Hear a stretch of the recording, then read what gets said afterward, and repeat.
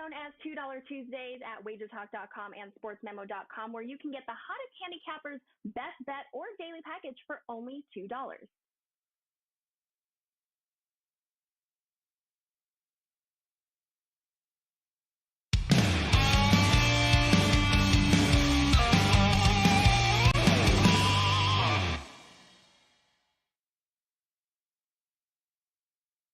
It is Tuesday, March the 7th, and this is WagerTalk Today, and we are live every Monday through Friday, noon Eastern, 9 a.m. Pacific, right here on WagerTalk TV. Watch us on YouTube, and of course, watch us also with the WagerTalk Live app, which you can download for all your favorite mobile devices. I am Steve Merrill, filling in for the Prez this week, along with my co-host Teddy Covers. And Teddy, we're inching ever so closer to Selection Sunday. We got some conference tournaments down last night. We got some finals going tonight. Some of the big boys starting off today on Tuesday as well.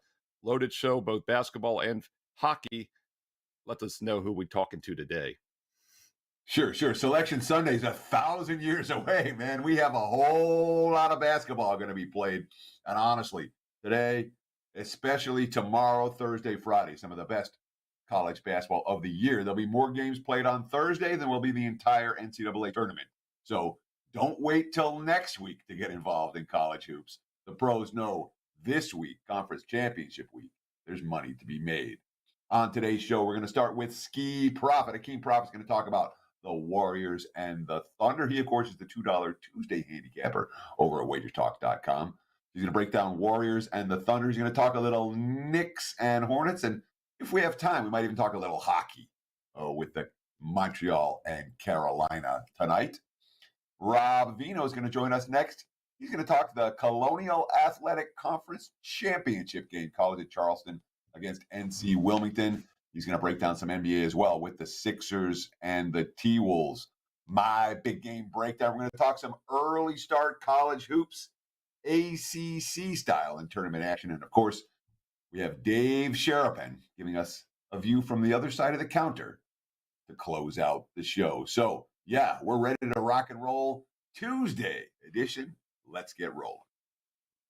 Yeah, and as Teddy said, it is $2 Tuesday. One select capper each and every week is the $2 capper, and that is Skee Profit this Tuesday, March 7th. So highly recommend going to WagerTalk.com and getting Skee's strong 5% NBA big profit play. And let's bring on the profit man himself, Skee Profit. Skee, looking forward to seeing you again August 19th, Saturday, August 19th. Circle the date. Get your three-point shot ready. It's less than almost a little over 5 months away. So get through March Madness and then start working on the shot again. Skee is the two-time runner-up in the three-point championship. He's come very close to winning it twice. My money might be on you this time, Skee. Welcome to the show and $2 Tuesday, big NBA best bet. But let's get right into it. What you're looking at tonight in the NBA, Teddy mentioned Golden State, Oklahoma City Thunder. I'm interested in your take in that game. Well, that game is pretty interesting for me from a few perspectives. I'll say this first before I forget. I like Draymond over his 14.5 rebounds plus assists, and he averages, I think, about 15.4. He's going to get a little extra assists with Steph Curry back in the lineup and all the chemistry he has between him and, the rest of the guys in the lineup. And this is an OKC team who allows the most rebounds per game. So just looking at that, combined with his averages, I think he gets over the 14.5 tonight. Other than that, when I look at this game, I have to go with the under. It's rising. I'm going against the market here. It was 241. I know I got in at 242, and it's now 242.5 or 243, but I disagree. This Warriors team has been more of an under team post All-Star break, 7 straight games staying under the total. And I know Steph Curry's been out for majority of the time, but even if I just look at, okay, they're 7-0 to the under, and just looking at what they combined the last 2 weeks with what they averaged the last 2 weeks combined with OKC is 228.7 points. And we have a total above 240 here. So I'm just thinking, how much is Steph Curry worth to the total? I looked up the averages for Golden State with and without him. Without him, their games average about 228 points. With him, they average 237.1, so about 9 points. And I still just think it's a little bit too high here. I looked at non-division games about a month and a half, the last month and a half, with a total of 240 or more. They are 23-2 to the under. This is a time of year where teams are playing a lot better defense. These games matter a lot more to some of these teams. And this Golden State team, they're the number one defensive rated team post All-Star break. So I like that. The Thunder will likely remember the last time that they played the Warriors. They got blown out. I think it might have been by even 30 points, but I'm looking at the Thunder after a 20-point loss versus this opponent, versus their current opponent. They're 8-0 to the under. That dates back to April. So I think in those situations, they like to try to prove themselves in that second meeting, and they try to show up a little bit more defensively. So all of that puts me on under. It's against the market, but that's what I like. And if you don't like that, maybe you'll like Draymond over 14.5 rebounds plus assists. So I think the reason that OKC allows more rebounds than anyone is because OKC is playing with pace on a pretty consistent basis. They're going to take a lot of shots. They're going to give up a lot of shots. And certainly the two meetings this year, and they've both been played here in 2023, so we're not talking about something from back in October or November with very different teams. One played in January, one played in February.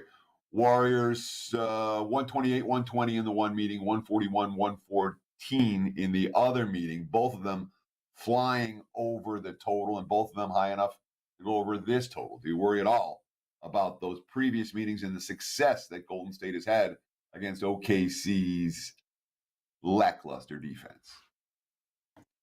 I don't worry about it too much. I mean, just kind of what I said a little bit earlier. Think about this Golden State team on the road all year long. They haven't been good, right? Why haven't they been good? Because they haven't been playing defense. But if I look at them more lately, last 2 weeks, they've only played 2 road games. Both of them have stayed under the total.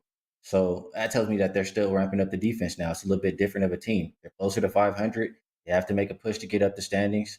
And if you've been following me, post All-Star break, a lot of the success I've been having is just kind of banking on teams in this situation to play some defense. So I get what you're saying, Teddy. Yes, if it was earlier in the year, I would stay far, far away from this total. But where we're at right now, I think it's a little bit too high. Yeah, and it's hard to play unders in the NBA right now, though, Ski, as you know. I mean, we look last night, Philadelphia, Indiana, 147, 143. I mean, these games have just been insane. The Clippers, that third quarter the other night, they gave up over 50, I think, in that one.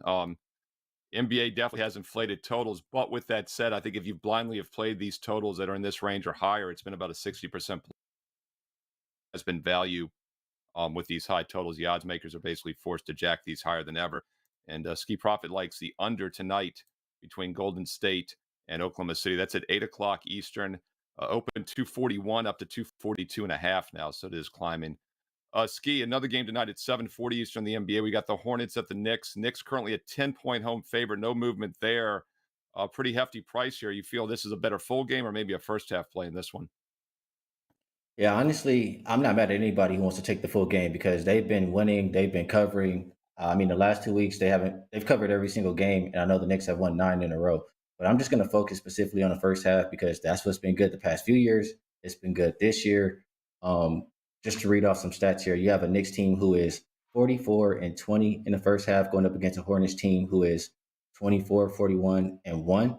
This is a really simple handicap, by the way. It's just you line up the numbers and 1 + 1 = 2. The Knicks at home, even better, 24-8 in the first half against the spread versus a Hornets team who's 13-21-1. And the margins on these things, that's what's really crazy to me. First half on the season, plus 3.5 for New York, -5 for Charlotte. If you look at the last 3 games, minus 20.3 for Charlotte. And that just coincides with LaMelo being out of the lineup. He does everything for this team. He leads them in points. He leads them in assists. I think he even leads them in rebounds. So without him out there for this Hornets team, they're going to be terrible. And I feel like that's just what we've seen the last 3 games. I don't want to expect them to turn it around in this situation versus a Knicks team who's been strong starters all season, last season, and who's playing good basketball right now. So I didn't mention their last 3 first half margin is plus 10.7 for New York. And if you just look at the home and road splits for the season in general, plus 5.7 for New York, minus 6.3 for the Hornets. I think the Knicks get the job done on the full game, but I think the better bet is the first half -6.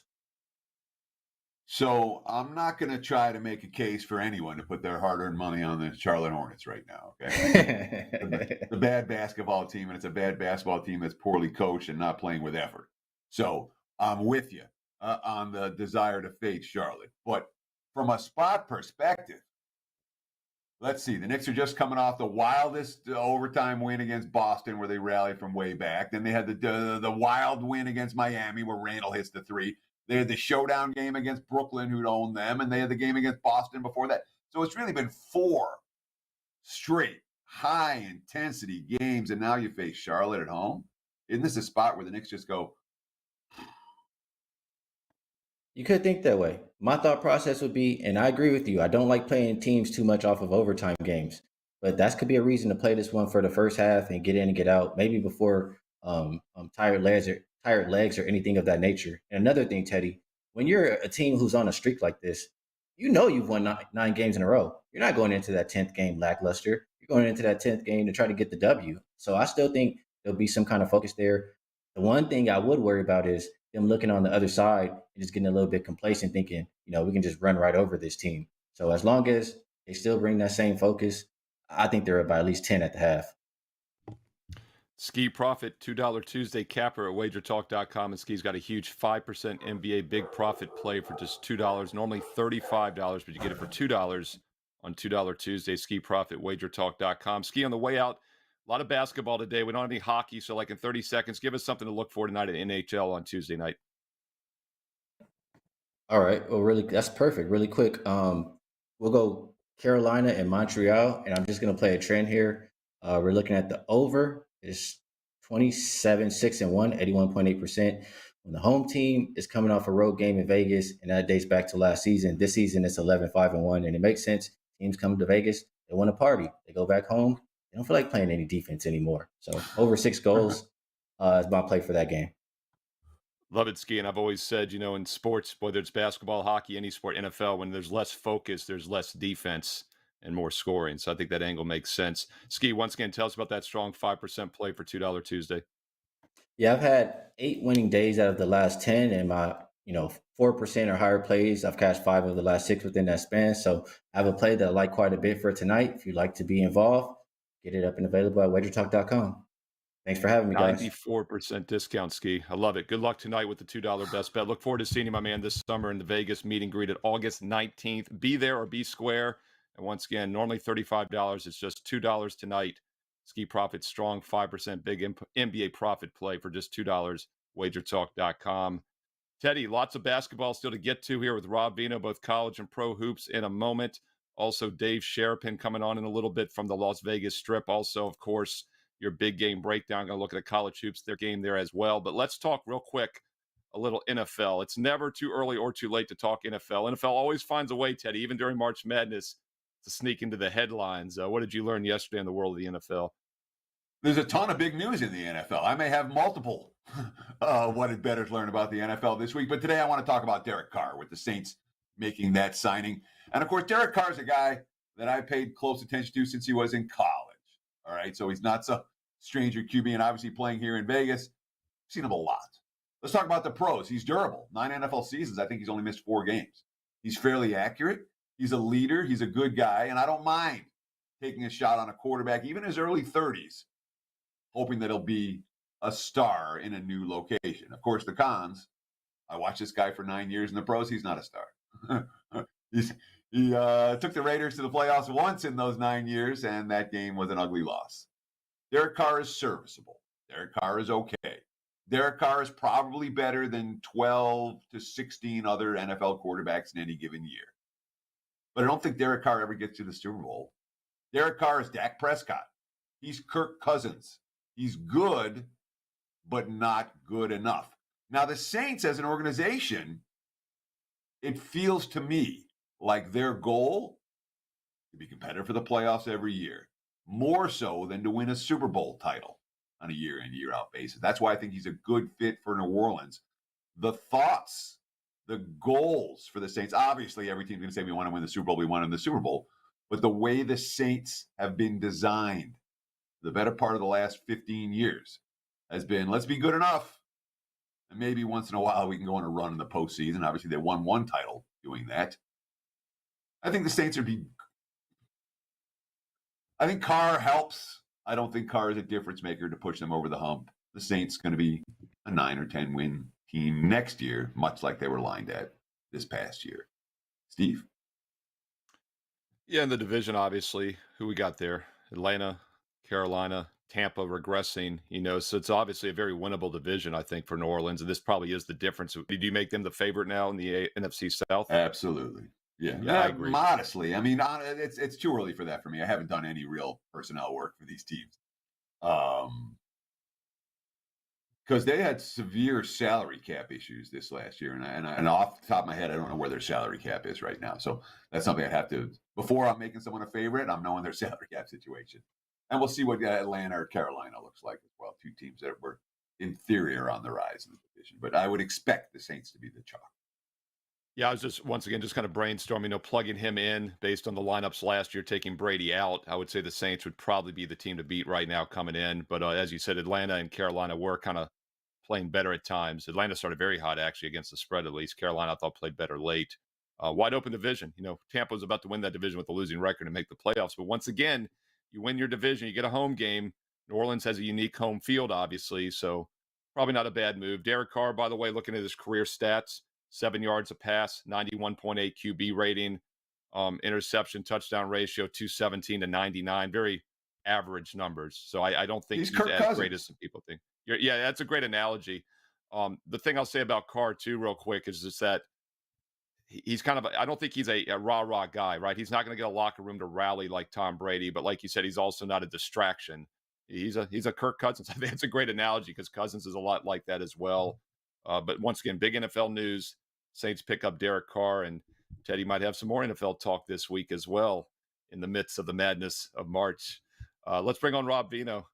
Rob, basketball galore, my man, and you're going to get to the NBA in a moment. But I was so happy to see you talking about the CAA Championship game tonight in Towson, Maryland. No, it's in the women are actually going to be in Towson this week. It's in Washington, D.C. They actually play in the Mystics Arena. It's like a 4,000 seat new entertainment complex in D.C. They've been up there for a few years. Hofstra was the 1 seed, Rob. Charleston was the best team, but they were the 2 seed because Hofstra beat them on the road, even though they were favored to win this tournament higher in the rankings of the Ken Poms and whatnot. Anyway, Wilmington, one of the best point spread teams in the country the last couple of years, gets there instead of Hofstra, and they are playing Charleston tonight. So give us a little breakdown here of the Colonial Championship tonight on Tuesday. Yeah, and just off the top, first of all, thanks for having me, guys. When I lived in Virginia, Steve, right outside of Richmond in Chesterfield, we went to the CAA tournament one year, and when it was held in Richmond Coliseum, right? And that's where I learned the phrase "feel the teal" for UNC Wilmington. So will College of Charleston feel the teal tonight? I'm not sure those people all show up in tie-dye shirts. It's kind of a crazy crowd. I'm looking at over here, guys, and I understand that at this time of year, we go through a bunch of old adages. Tournament games tighten up. They mean so much. Play them under. But we've got 15 conference tournaments underway so far. And when you take a look at them, 8 of those conferences are heavy to the over so far, 5 to the under, and 2 with exactly 500 records as far as over under are concerned. So grand total here 63, 53, and 1 to the over in all 15 conference tournament games so far. Every single conference tournament game doesn't carry the same meaning, but I think that these rushes to play under and the fact that odds makers push totals down because of what used to work really, really well and doesn't work as well in modern day basketball can be taken advantage of. So we're going to look over here for a lot of reasons. We'll start with the 2 games that were played this season. Both of those were priced way higher than this one is. They're priced 147 and 144. When I submitted this to you guys, this total was 140. It has jumped to 141, 141 and a half. Both of the earlier games, they landed 154 and 140. I think it's interesting to note in those 2 games, the first game was a Wilmington-style game. Very low possession on their home floor, only 63 possessions in the game, slower tempo, and Charleston still was able to find their way to 71 points, and the game found its way to 140, which is basically what we're looking at here tonight. Second game, Pat Kelsey and company, they turned up the heat. Game became a much faster game. Wilmington couldn't hang, 93 to 61, 154 points. couple of things to consider tonight. Charleston's the far deeper team, and they're the tempo team, so I would expect them to come out and just keep running bodies in and out, try and force Wilmington to run with them. If they do get ahead in the game, it forces Wilmington to try and score. So far in this tournament, guys, Charleston hasn't shot the ball a lick. Been terrible in the first couple of games, 34%, 38%. If you go to three-pointers, 25 and 27. Yet they've still been able to find their way to a bunch of points. So imagine if they shoot anything here tonight, which I think they will against Wilmington in this case. We should be able to get a lot of points out of them. For Wilmington, they're 5-1 to the over in their last 6 games. And they come off 2 opponents in this tourney, Hofstra and Drexel, who played really good defense, very good defensive efficiency teams inside the CAA this year. They were able to get 70 plus against both. The Hofstra game was 71 in regulation. And the other side was able to score against them. And neither one of those is number 1 in tempo and number 1 in offensive efficiency in the league. They're both really good, but they're not Charleston. So there's a lot of statistical reasons, mathematical reasons to say that this game ends up above 141 points. I think I follow those. I also think I follow the fact that both of the games played by these teams trended that way. And to tell you the truth, it was the second time around for Wilmington against their 2 previous opponents in this tournament. And those games really didn't change much for Wilmington defensively. Against Hofstra, they wound up scoring 25 more than they did the first time around, but they gave up the same amount. And against Drexel, it was basically the same game. So I don't know that much changes here, guys. I think that, a lot of games, a lot of days, all these things that we used to talk about as being instant fades, mechanical fades. I'm seeing teams go on 3-day runs now, 4-day runs. I'm seeing teams with the rest advantage not in their favor, winning games. So give me over. I guess the current price is 141. We'll play it there. Over 141 Charleston against UNC Wilmington. So I've a simple follow-up question for you, Rob. These 2 teams, and again, I don't like looking at long-term series history necessarily for these squads, but when we're talking about mid-majors, there's certainly more continuity from year to year than there is for the Power 5 conferences. And there's continuity for these 2 programs. So last year, they met twice in the regular season. The first meeting went over 148 by 16 points. The second meeting went over 149.5 by 14.5 points. Much like the meetings, the recent meeting between these 2 teams this year. And then they played in this tournament on the neutral floor. Final score 60-57, stayed under by 30.5 points, over 147.5. No chance in that ballgame. Do you worry about that happening here? Because it's the same scenario where we had high-scoring regular season meetings, and you put them on a neutral floor with something that matters, and all of a sudden the game stays 30 points under. And that wasn't 20 years ago. That was last year. Talk to me about that. Yeah, you always worry about that stuff, Teddy. You worry about maybe tired legs. And again, all the things that we used to automatically play, you still worry about. I just think that the game has evolved quite a bit. And I find that one, off of everything that you listed there, it could be the case that one's the stray, right? It just doesn't line up with anything else, like the old Sesame Street. Which one doesn't belong? Well, the 60-57 doesn't belong in this series. Maybe that's the case as well. It's always a concern when you get to this point, a tournament championship game. But I just think there's too many assets to playing over that override maybe one tournament stray result from last year. Rob Veno, WagerTalk.com. And I saw Wilmington play in person. And one thing that's going to help your over, Rob, is I've never seen a team flop and try to get more foul calls than Wilmington. And I used that on this show a few weeks ago as a play against them. I believe it was at Towson, because they don't foul much, I said. On the season, they draw 20 fouls against teams that commit just 16 on average. So that would help the over, obviously, if you get more foul calls, more free throws tonight. Something to keep in mind. That's at 7 o'clock Eastern on CBS Sports Network. The Colonial Championship, Wilmington, who won outright as a 7-point dog, upset Hofstra last night, playing Charleston. All right, Rob, while we still got you, let's talk a little bit of NBA. And don't forget, there's more NBA talk every weekday, Monday through Friday at 4:15 Eastern here on Wager Talk TV. Also, more college basketball talk today at 2 o'clock Eastern with the College Basketball Happy Hour Tip-Off Show. But in the meantime, let's talk NBA. let's look at your favorite Philadelphia 76ers at the Minnesota Timberwolves. I don't know anybody from Minnesota, so it's the neutral Timberwolves and Rob Veno's Sixers tonight. What are you doing with this one, Rob?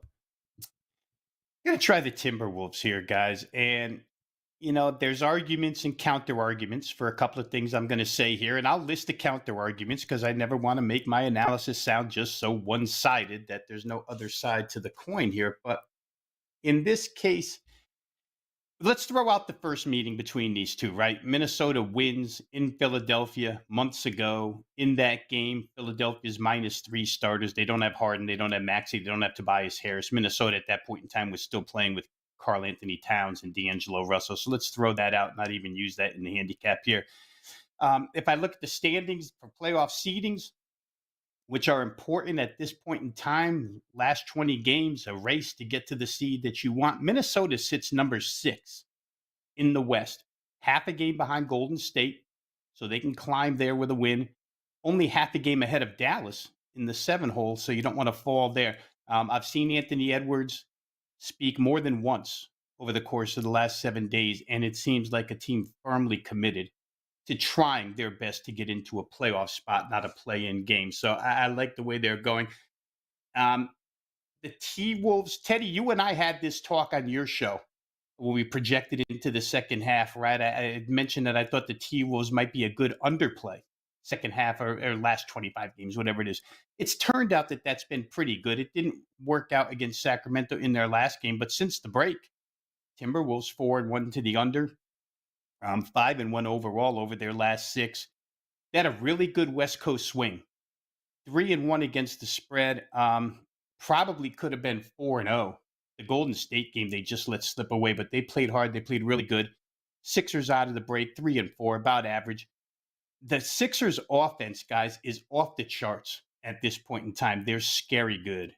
But their defense is just as bad. If I can give you some fast numbers here, the offense over the course of the last 5 games or 4 games on this current road trip, 131.3 points per game, over 50% field goal percentage, 44% from 3 in the last 3 games. I mean, they're just shooting it really well. Harden's doing well, setting guys up. But their field goal percentage defense is horrible. They've allowed 50% or better in their last 3 games. They've allowed 57 3-pointers in their last 3 games. That's 19 a game. Teams are shooting 47.9% from 3 against them. It's not one stray result. 15 allowed to Indiana last night, 17 allowed to Milwaukee on Saturday, 25 allowed to Dallas the game before that. So they're outscoring people at this point in time. And their scheduling here isn't great for defense. It's the 5th game of a 5-game road swing. And it's the second of a back-to-back with travel. And it's the 3rd and 4 nights off of 2 games where you had to really play in the 4th quarter to get victories. They had to play against Milwaukee really hard in the 4th. They had to play really hard last night against Indiana. I think the game was tied after 3. So I could see some fatigue settling in here for Philadelphia. I did not check the injury report just prior to coming on to see if perhaps we'll get a sit out of Embiid here with the foot injury. That's possible. I'm not sure that that'll happen. We might have to wait till later in the day to find out, but there could be a possible rest or load management situation going on in Philadelphia. I'm going to close real quick with this, Teddy. You'll love it because we're usually on the same types of quotes, but the quote from head coach Chris Finch on his Timberwolves: I think we have really good chemistry right now. I think we have great leadership. We have guys who really complement each other on the floor. I don't know if that's a parting shot at D'Angelo Russell as they sent him packing and a welcome home to Mike Conley once again playing with Rudy Gobert or what. But I hear that a lot out of Minnesota. It's a team excited to be in this playoff hunt. It's a team excited to play defense. They've got a defensive edge here over Philadelphia. And I think that the line may have been tilted. The opener may have been tilted toward Philadelphia just off of brand. My power rating said Minnesota should be 1.5-point favorites here. They opened 2-point dogs. They're now the favorite in the game. I like them here, guys. I think it's a good scheduling spot. I like the way the team is rolling. Give me Minnesota minus the points. Rob Veno says, bet against the 76ers on the second of back-to-backs in Minnesota this evening. Rob, what do you have to promote over at WagerTalk.com? Very quickly here, as far as Wager Talk shows are concerned, going to be on the college basketball show here this afternoon in a couple hours. Going to be on the NBA tip-off show in a little more than a couple of hours. So busy afternoon for me. If you like videos, analysis on every game, Wager Talk's the place to be. Go to WagerTalk.com, drop your name or email address in, and get all access to video content for free. For myself, Teddy, college basketball up and available. I do have one afternoon college basketball tournament play up right now. There is one night game there as well. NBA to follow and college basketball nighttime to follow. So once again, get all my plays over at WagerTalk.com. Rob's been red hot. Last 3 days, 83, 8-3, 73%. 8-3, 73% run from Rob Veno, WagerTalk.com. All right, Teddy, we got Dave Sharapan coming up in a few minutes here. But first, quick commercial break, 30 seconds, and then ACC tournament starts today.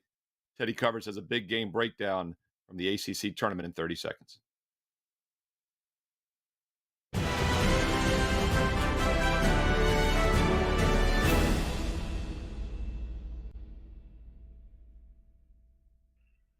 Tuesdays is known as $2 Tuesdays at WagerTalk.com and SportsMemo.com, where you can get the hottest handicappers best bet or daily package for only $2.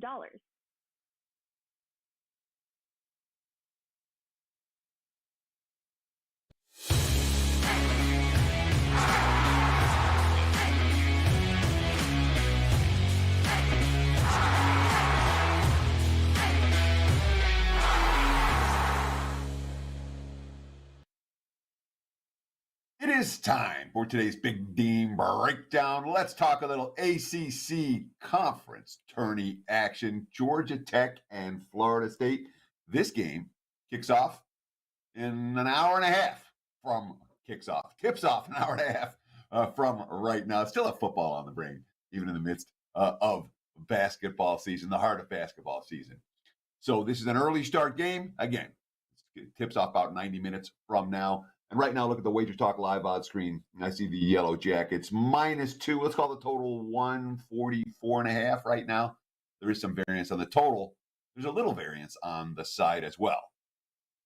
Normally, you guys know me, ride the hot, fade the cold. Ride the hot, fade the cold. One of these teams is red hot, Georgia Tech. They're 8-0 against the spread their last 8. One of these teams is ice cold, Florida State, 1-8 against the spread their last 9. Conference tournaments are not normally. All right, there are exceptions to rules throughout all of sports betting. And this is one particular time of year where I'm not looking to ride the hottest team going. Look at Youngstown State the other night as a classic example in the Horizon Conference. I come up with many more than that. Georgia Tech might be hot. They also lost to Florida State by margin earlier this season. Josh Pastner, let's see, when's the last time he won an ACC tournament game? I think it was 2016. I like Leonard Hamilton in tourney games. Florida State beat this team by margin.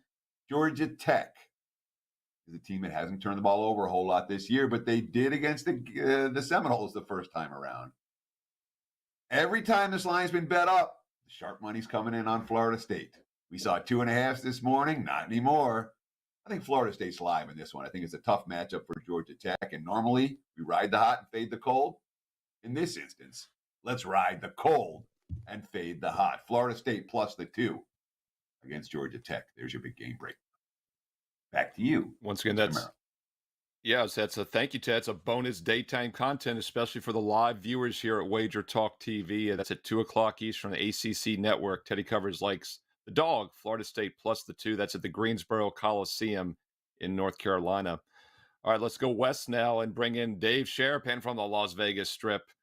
Dave, great to see you. Did some Sports Grid TV with you last week. Dave is on Sports Grid a ton. You can listen to him on the go as well on Sirius XM channel 159. And Mr. Sharapan, is this the calm before the storm? You know, Teddy had a great stat. And Teddy, I didn't realize there was more games Thursday than the entire NCAA tournament, because that would be 67 total games if you count the play-in round.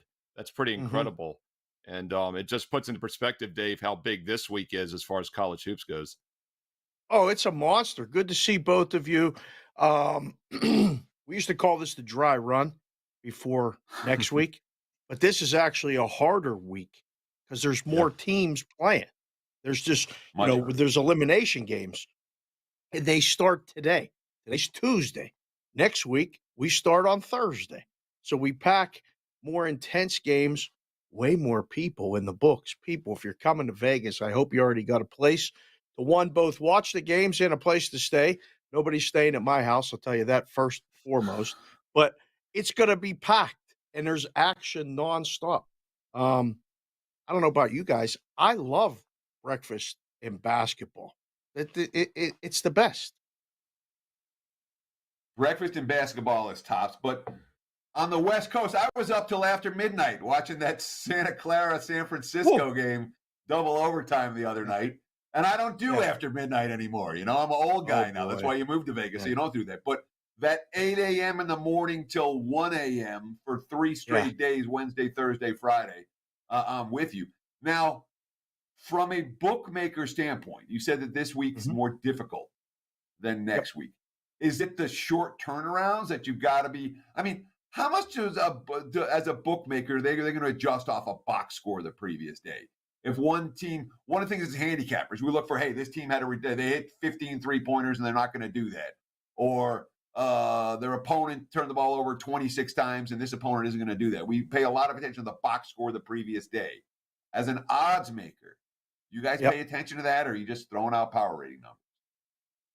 Pretty much throwing out power rating numbers. The numbers are already set kind of, in mind before the result. You already know if this team wins, it's going to be 4. If this team wins, it's going to be 6. Total's going to vary between, 132 and 136. You look at the box score to make sure that nothing happened injury-wise, or somebody maybe got suspended, or there's something that's going to change. Otherwise, you just adjust for the neutral and put the number up. It's so hard because the turnaround is so fast that, I said it on another show, it's like a perishable piece of fruit at the store. It only has so many hours left before, it goes bad.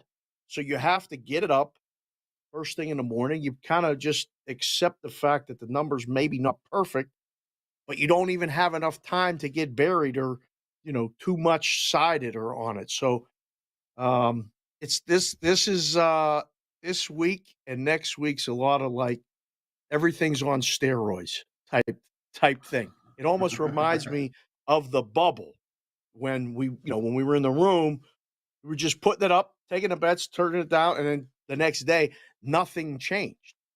As far as the venues this week, every conference tournament is set. They're all playing at the same place.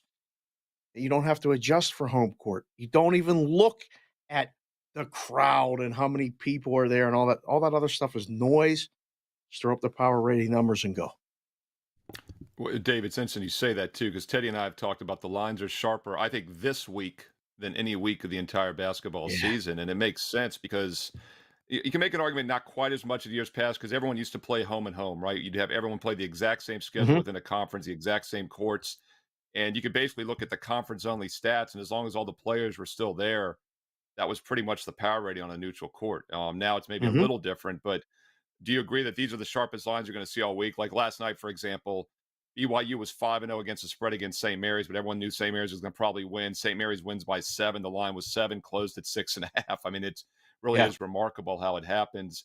The other thing that jumps out to me, though, is how accurate the NCAA tournament lines could be next week when you literally have the exact opposite situation. You have teams that have no common opponents playing each other. So just your thoughts on how accurate they are this week, but also how incredibly accurate they can be next week when you have a SWAC team playing a team they've never even seen before. I said it for years. The irony is that Vegas has the most people here in the books betting, and the lines are the hardest to beat. It happens every single year. The first week of the madness is one of the best weeks for the book for the entire year. And, you'll trade punches a little bit on Thursday and Friday, and then Saturday and Sunday usually end up big days for the book because they're mostly good teams, or at least better, but there's always one or two upsets that make it to the Sweet 16 that usually cleans out a lot of people when they take out a blue blood. It's rinse and repeat. And yes, Steve, the numbers this week are a really good precursor to that. The numbers this week, these are the sharpest numbers that you'll probably see in college basketball all season. The bettors have the advantage in October, November, December. The books kind of get it together, and the odds makers kind of figure it out through conference play. January, February, it starts to tilt a little bit in the books' favor, and then March is a really good month. So, Dave, you talked about that opening weekend of the big dance experience. And again, I got my start in this business as a college bookie in Ann Arbor, and I still remember it like it was yesterday. Ooh. Because it was a tournament. We'll see what happens. We faded booked out. the NCAA tournament. Yeah, Yep. Is this better? You hear me now? Yeah. Now I said- hear you. Go ahead. Yeah. Well, let's try booking the NCAA tournament, and we'll see what happens. Me and my buddy, we had, we put some cash together. We're like, all right, Yeah. if we have we lost a little bit on Thursday. We lost a little bit more on Friday. And then the weekend goes, and all of a sudden we got some real liability, and we're sweating like crazy. Yeah. And what happens? We cash in big Saturday night. We cash in big all day Sunday, and we're off to the races. And next thing you know, I moved to Las Vegas to become a bettor. So, I mean, that had that scenario not played out, that the public didn't lose their butt over the weekend in the NCAA tournament, who knows how things turn out. But that played out in my life in a very real way. I want to ask you something actionable for today. Obviously, we have conference tournament action across the board. Where is the sharp money flowing? And who's the public like today? What are you seeing and hearing from your sources when it comes to conference tournament action in Vegas today? And don't be afraid to talk about the Summit League or anything else. Go anywhere you want. Where are you seeing the action? I came on with the hockey top and the basketball NBA bottom here to talk about those. The college basketball, because of the early start, I haven't even looked at yet. We're going to address that on my show, Bostonian versus the Book, coming up. I was looking at the NBA, and I was all excited for the Bucks and the 17-game winning streak and being a big road favorite, and going to tell you tonight's going to be the night they don't cover. And apparently it looks like Giannis isn't playing, because the overnight was 7, and now it's 2 or 2.5. So maybe the Bucks are okay with not trying to chase history and giving up a game. But you know what happens every time this happens? The team that was played against the move usually wins and covers. So Milwaukee's probably to play in the NBA there. The New York Knicks laying a huge number against Charlotte, one of the worst teams in basketball, and maybe trying to get in the tank mode for Wembanyama. Is this a time to bet against the Knicks? They've won nine straight and will keep covering. You might have to take the dog there. Hold your nose. And then the game late is Memphis and Lakers. I'll tell you what. I don't know what's going on with Memphis. I don't know what's going on with Ja, but it's definitely a distraction. Memphis is favored. Looking Lakers. Watch that line flip. That line's going to come the other way. Lakers is the play.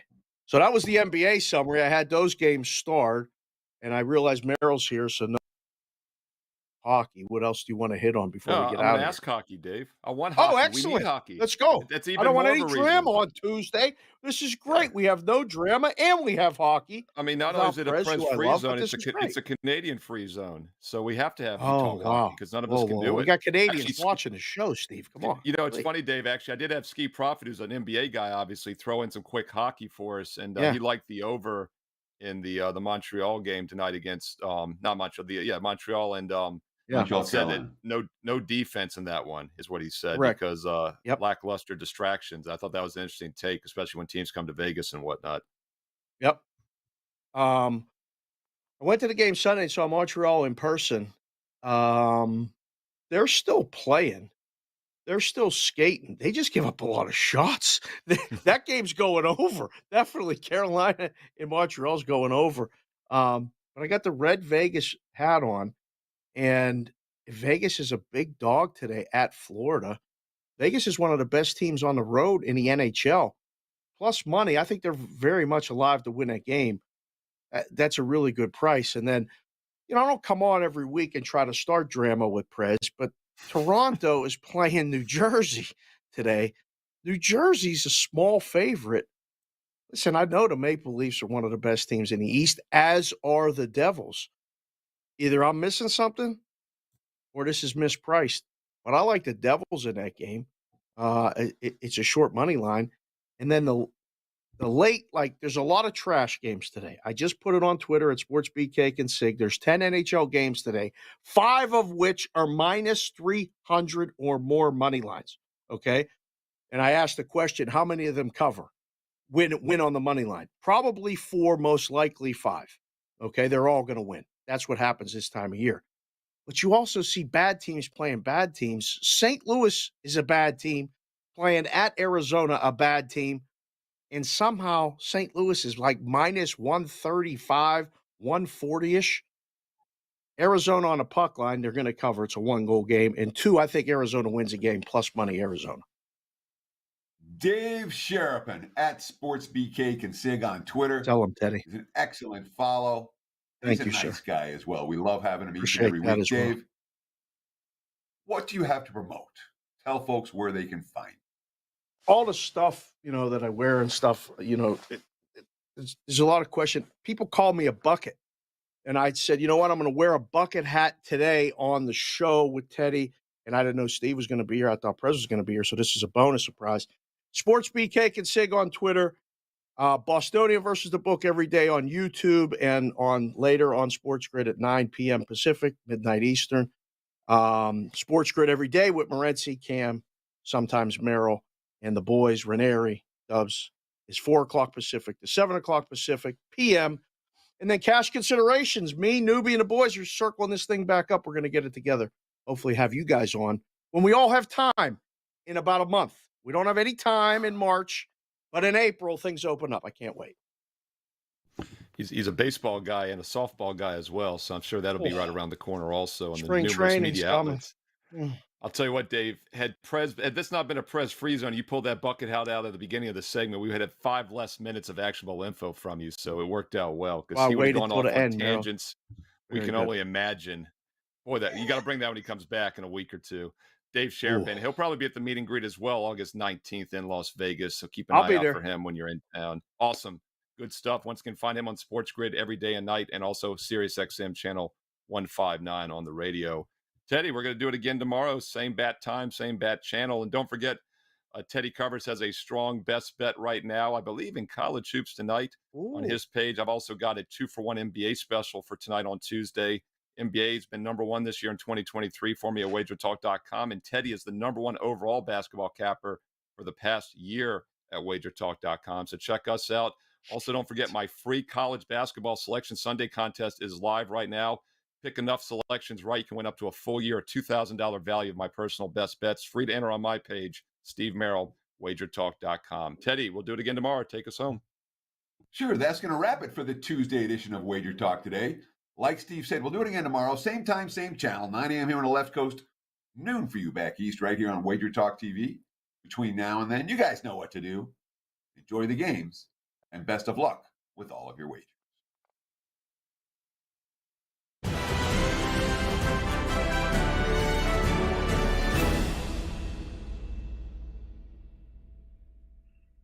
Tuesdays is known as $2 Tuesdays at WagerTalk.com and SportsMemo.com, where you can get the hottest handicappers, best bet, or daily package for only $2.